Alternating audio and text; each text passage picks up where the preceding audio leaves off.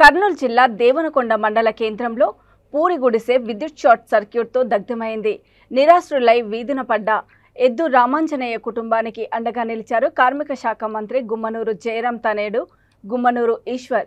ఆ కుటుంబానికి 20,000 రూపాయలు ఆర్థిక సాయం చేసి అండగా నిలబడతానని భరోసా కల్పించారు. అంతేకాక ఇతరులు ఆర్థికంగా సహాయం అందజేసి వారి దాతృత్వాన్ని చాటుకున్నారు. వీరు మాట్లాడుతూ ఇలాంటి దురదృష్ట సంఘటనలు జరగడం చాలా బాధాకరమని విచారం వ్యక్తం చేశారు.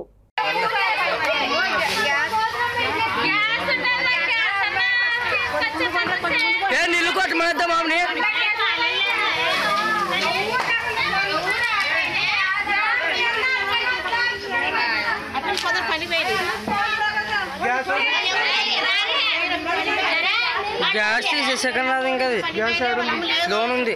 గ్యాస్ ఉంది నిన్ను పోసుకోండి, నిన్ను పోసుకోండి.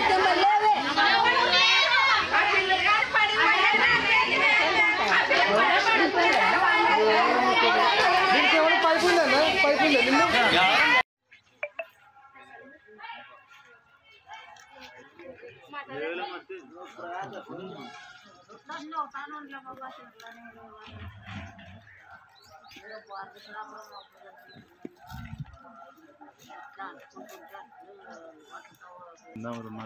దాన్ని కంప్లీట్ చేసుకుని కంప్లీట్ అయినంత వరకు దీంట్లో ఉందామని ఉన్నారు.